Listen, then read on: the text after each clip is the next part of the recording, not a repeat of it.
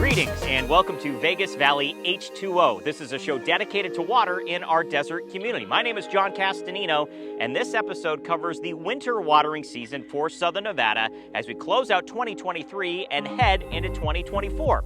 So, happy holidays or Happy New Year! First off, you all know this info. 2023 was a really good water year for the Colorado River. Levels here at Lake Mead are up, but the last 20 years of megadrought, not just drought, but megadrought conditions in the West, say there is no reason to get comfortable. The largest reservoir in the nation has been dealing with reduced flows for 2 decades. That bathtub ring is still here, and it's still a reminder of it. And the lake will continue to be under mandatory federal watering restrictions in 2024.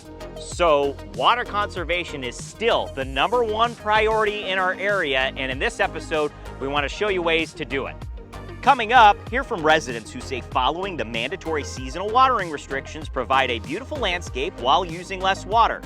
Also, we'll tell you how you can receive a free kit from the Southern Nevada Water Authority that they'll send to you for free to help you save water. And we'll take a minute to honor a man who's been dedicated to working on our water infrastructure for the last 50 years. You'll want to hear what keeps Dave Mathis going. To kick things off, winter is here, and the winter watering restrictions are in place to protect your landscape from one of the biggest dangers all year long, overwatering. Check it out. The winter season can be synonymous with shopping and spending, but there can be plenty of saving when it comes to your water consumption.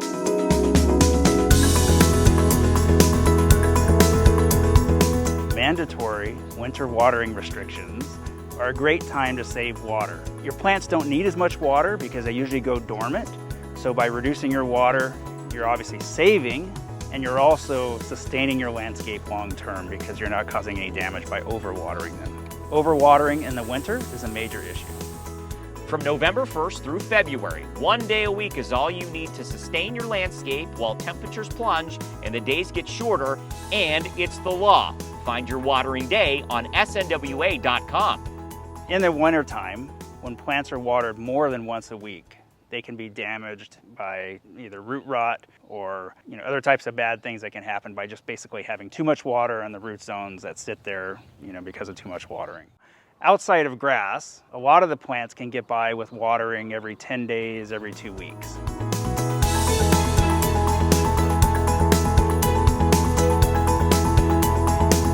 The 2 bigger trees I have on the property are Australian bottle trees. They grow in the outback of Australia with no water, and in fact are probably more impacted by overwatering than underwatering. Longtime Las Vegas resident Steve Barrett takes pride in his landscape, which displays around 100 plants, trees, and shrubs, many of which he found using the plant search tool on snwa.com, and has no issues when following the mandatory restrictions. Not at all. I mean, I've been able to put in the plants that I want to put in the trees I want to put in, and I think the water restrictions are really quite generous if you're planting the right type of plants. They're orange, they're red, they're purple, they're white, so you can still have an attractive landscape and not use a lot of water. Barrett sets up a calendar reminder on his phone and receives text alerts from the Southern Nevada Water Authority as reminders to change his watering clock with each season. And armed with a $10 moisture meter from Home Depot, he spends about 1 hour a month monitoring and managing his landscape, adjusting irrigation times as needed. If I need to increase up to the restrictions, I do, but for the most part, I'm under that. So even despite it saying 6 days a week or up to 3 days a week in certain periods of time of the year, I usually dial it back and it saves me even more money and saves even more water. Joe Bartels is another Valley resident that's done his part to conserve, taking the initiative to adapt his landscape to our desert climate, staying under the mandatory restrictions, and maintaining a healthy landscape. We see Lake Mead and in the condition that it's in. We see the commercials all the time. When I first got this house, I really wanted a yard that was low maintenance, but also really water conscious. Both of these residents use smart irrigation controllers to change watering days from an app on their phones for reasons we all can identify with: time and energy. So to change the watering clock, it is literally 20 seconds. I can literally go on there, I select the calendar feature on the calendar, and I just deselect or select which days of the week, and I just hit done, and that's it. I have some mobility issues, and not having to walk back and forth from the clock to check if things working, to check how if there's a leak or anything like that. I can do it all sitting in a chair, sitting on a couch, and that makes me, I guess, more willing to check things out. You can grab a rebate to purchase a new smart controller on snwa.com. The seasonal watering restrictions are here to protect your landscape and protect our water supply. It's something that's really important. I think that everyone needs to take this really seriously. This is our reality, and there's no getting around this. Well, to paraphrase another catchphrase, I guess, just do it. It's not difficult. The Southern Nevada Water Authority has a lot of resources online. They got rebates and a bunch of information. What's the play? Winter watering on 1. In the winter, only water 1 day a week. With the smart irrigation controller, you can change your schedule from your phone. Meet Marco Kraft, who recently converted both his front yard and backyard to water-smart landscaping.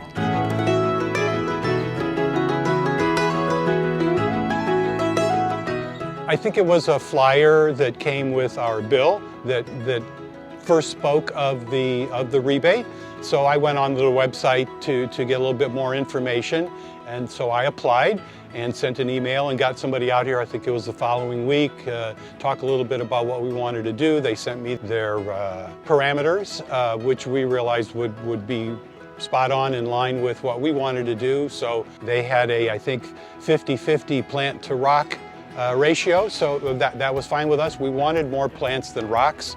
We had somebody come out and measure, and they came up with about 2,000 square feet of grass. So we realized that was going to be almost $6,000 that we would apply towards the landscaping. So that was the incentive we needed to do it now. And hopefully the way we've designed it will look a little bit random and natural and colorful and not necessarily just bland cactus and rocks. Marco wanted a Tuscan theme for his yard, so he enlisted the skills of a water-smart landscape designer. It's nice when a client is open to more design, not just, okay, let's just get some rock in and get it done, because it really lets our skill set sing a little bit, where you're not just getting the builder special. It lets the client's personality come out, but it also lets us as designers get to show what we can do. As Marco mentioned earlier, there's a 50-50 plant to rock requirement to the SNWA WaterSmart landscaping conversion, and there's a good reason for that. Having the 50-50 rock to plants, which is a good balance, because being able to shade those rocks is going to stop the buildup of heat that those rocks absorb, which then if you have the plants covering your yard is going to be a little bit cooler. The plants are going to shade their own roots, which is also going to help decrease the amount of water that is needed to maintain a landscape, and also help you enjoy your landscape. Desert landscapes can be lush with the use of appropriate plants. You can have an exciting yard that's more than cactus and rock. Your yard can be a love song to the Mojave. Like Marco, you can create a landscape tailored for you and save both water and money on your water bill. Apply for the Southern Nevada Water Authority's rebate at snwa.com and visit our website for landscape inspiration. We have a plant search tool to help you select the best plants for our environment.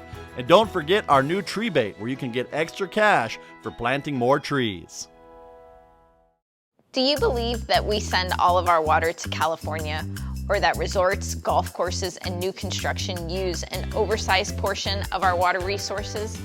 Well, there's several myths about water use in Southern Nevada that are out there, especially on social media. We're here to set the record straight and to give you the facts. It's time to tap the truth.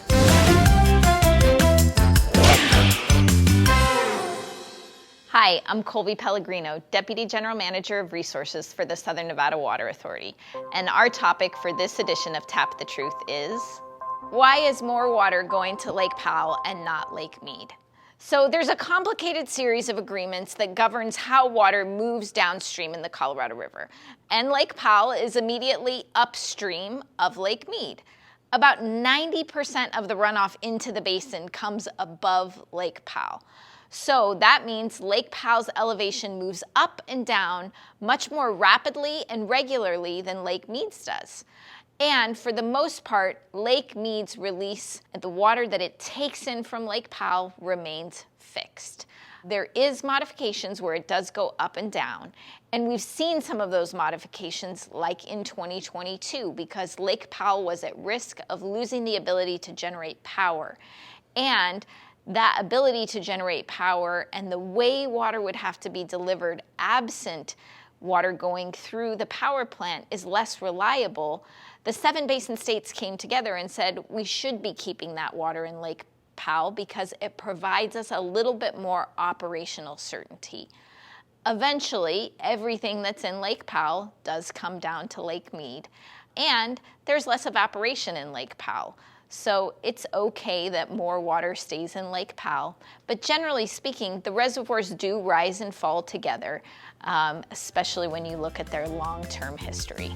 And that's how we tap the truth. For more information about the most popular water myths in the valley and the real truth about them, find us on YouTube by searching SNWA Video.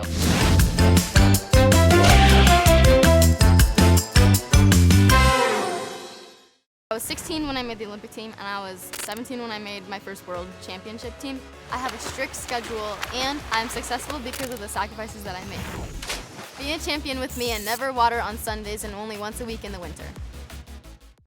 Hi, my name is Toby Bickmore with Southern Nevada Water Authority Conservation.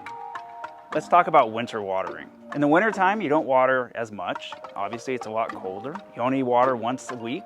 Usually you don't water early in the morning. You want to water a little bit later. If you got freezing, things like that are going on, you don't want to have water all over the place that could create ice and things like that. When you have grass, you especially only need to water once a week. Our watering schedule is really based on how to water grass, and it doesn't need that much water in the wintertime when it's much cooler. In the wintertime, and if it is a really severe winter, there are some plants that are susceptible to the cold, and so you kind of got to pay attention. If we have kind of what we call a hard freeze, where we get really cold for a series of days, there are some plants that need protected. Things like your cacti or agave may need to be wrapped. Some of the bigger trees even could be affected. So just kind of pay attention to the weather, and if it gets really cold and we have, like I said, like a hard winter, then you actually may want to consider wrapping some of those plants that are susceptible to the hard cold.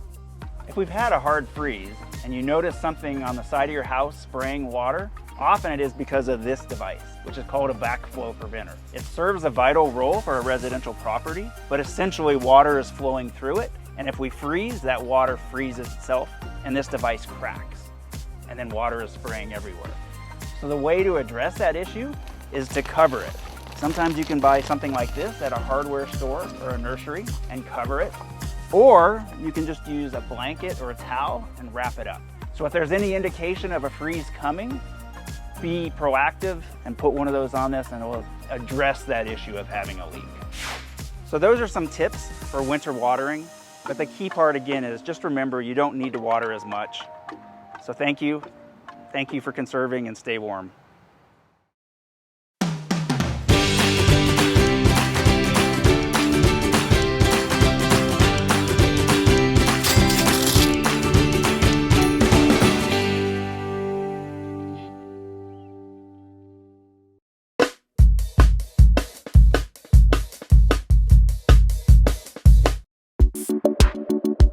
So I went online and I ordered my free indoor water audit and retrofit kit on snwa.com, and I open up the box here and let's show you what's inside. This is one free per household if you are a member agency of the Southern Nevada Water Authority. So obviously that covers Henderson, North Las Vegas, the Las Vegas Valley Water District, and other smaller entities that is covered by the SNWA. But let's show you what's inside. So the first thing is a low flow shower head, and this is kind of a test for you in your home.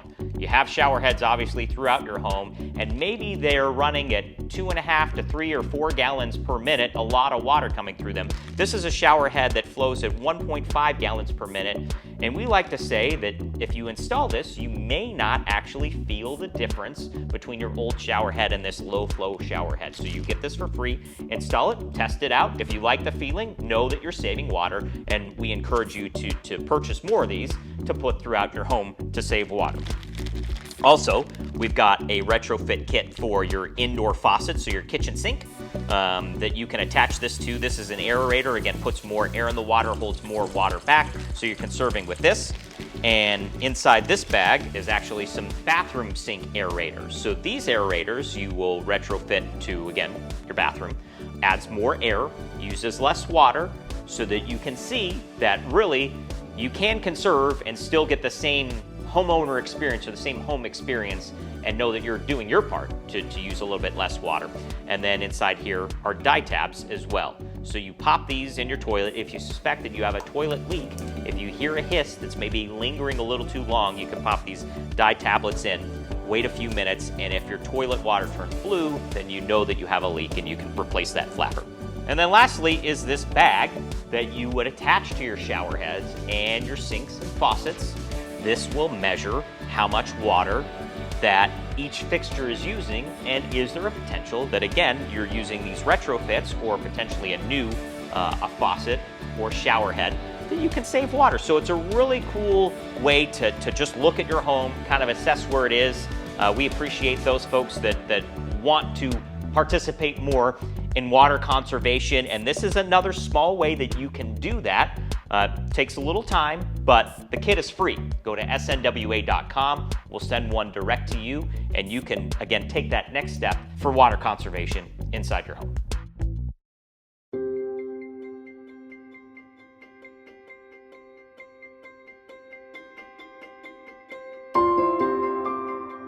Boulder City isn't your ordinary small town with a modest start. No, it has a big, rich history born of necessity, and is taking a step towards reimagining its water future.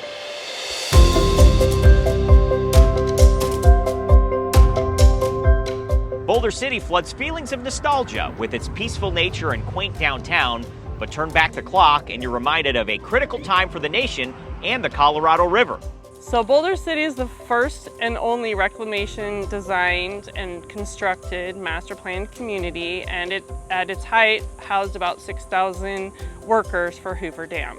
The United States government, more specifically the Bureau of Reclamation, created Boulder City for the thousands of workers that built, maintained, and managed Hoover Dam. In the 1930s, the Bureau's administration building was the hub of construction, where engineers and designers pushed progress.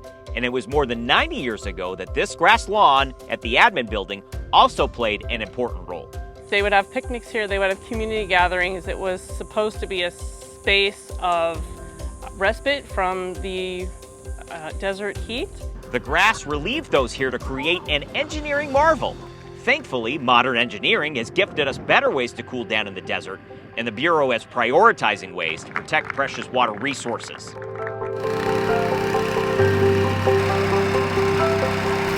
So, history is being reimagined as this turf is being replaced with desert-friendly landscaping with a nod to the past. As a leader in water management and conservation, Reclamation looks internally for opportunities to make its own cut. So the opportunity to reduce the amount of water utilized in this part of the country is a priority, creating a space that is more reflective of this area. In July of 2023, construction began to remove and replace this grass with water-smart plants, trees, and decorative rock, funded through the recent bipartisan infrastructure bill.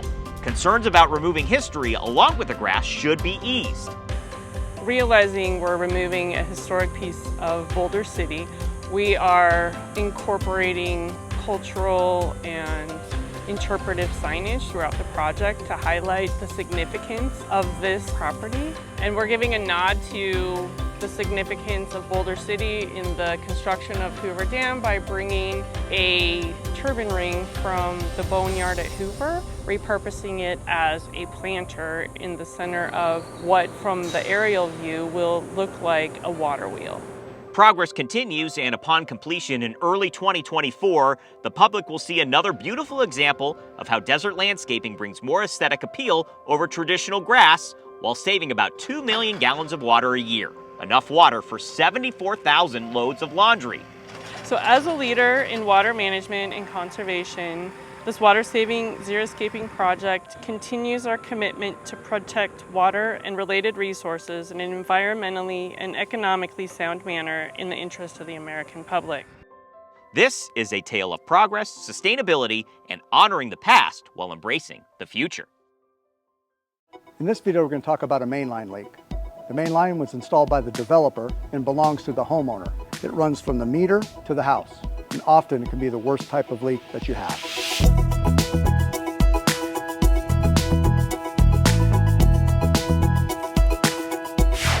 Most homes have an indoor shutoff valve in the front yard or the garage that controls the supply to the house. You'll need to find it and turn it off. Then go to your irrigation backflow device. It looks like this, and close that valve. If you have a pool, shut off the autofill. With everything off, no water should be passing through your water meter. Open the meter box and have a look. We have a separate video on accessing and reading your meter if you don't know how. Fingers crossed, if water is moving through the meter, the triangle or sweep hand will be moving. So don't lose any time in contacting a plumber. If it isn't moving, breathe a sigh of relief because it's not your service line.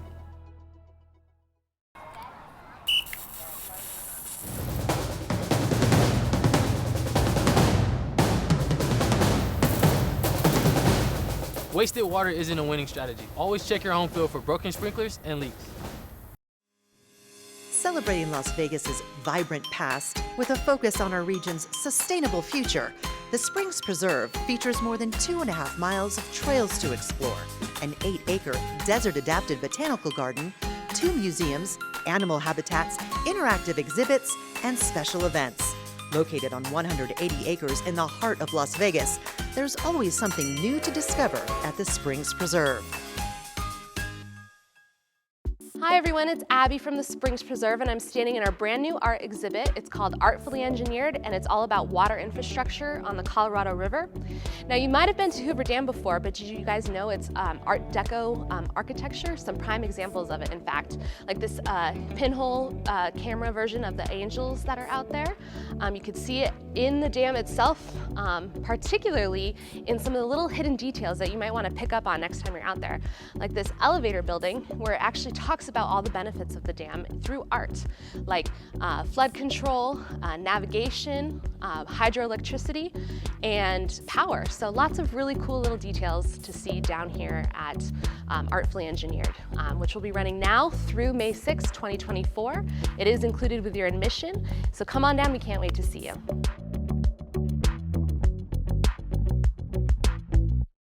My name is David Mathis. I've been with the Water District for 50 years.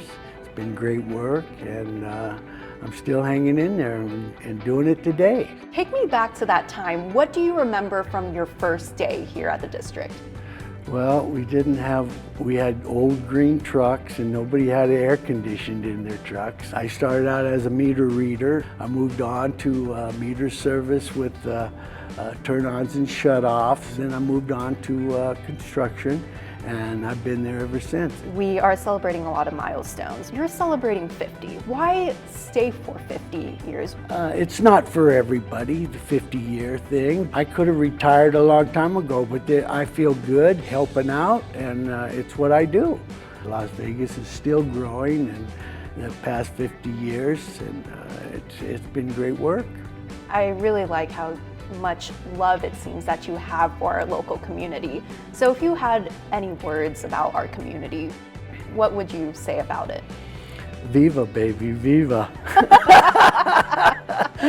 Viva Las Vegas. The water is what makes our city happen. We want to go down memory lane in a more visual sense. So we printed out a couple of pictures that we want to show you, and we want to get your reaction on those pictures and a little description of what was happening during the time for you. Okay. If you can describe what is going on here. That was the first class, the AWWA class, Waterworks, held at the Water District. So I was in the first class to get the grade 1, and that was a big thing. Being in the first class was great. That was great. Yeah, and I know I don't look the same, but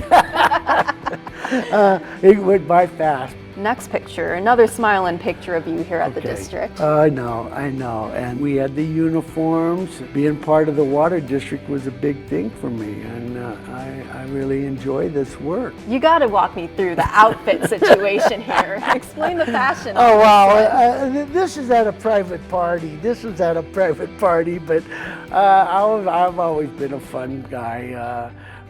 I grew up playing the guitar, and we had a band. Finally, to close off this picture session, we have a more recent picture of you. Yeah. This was at the meeting the day I got the award for the 50 years. It felt good. I mean, you know, it was nice that all what the water district does for the people here. It's been great work. Looking back at the man in that picture, are you proud of all that he's accomplished? Oh yes, I'm very proud and happy. I mean, being that the water district is the heartbeat of Las Vegas is what I call it. What's next for you? What's next for me? Well, I want to keep holding my health, and I want to keep going. I'm not ready to retire yet, and you know, I could be, but I mean, you know, I feel it in my heart that I'm doing good. It's who I am. It's what I'm supposed to be doing. Otherwise, you know, I'd be out of here. Dave, it was such an honor to interview. Thank you for sharing memories and stories from your time here at the district. Congratulations on 50 years of service here at the Water District. We look forward to even more. Right. Well, I thank you for everything, and I want to thank the Water District for everything because it's been great work, and I'm happy. Dave Mathis, also a huge poetry guy. Yeah, he'll just come up with one right on the spot. He's got a huge heart, and we're very thankful that he's part of the water solution here in Southern Nevada. And we're thankful to you. Thank you for watching this episode. Thank you for those of you who follow the mandatory seasonal watering restrictions that replace grass with desert-friendly landscaping, and those of you that report water waste. I am John Castanino. Thank you for watching, and thanks for staying water smart.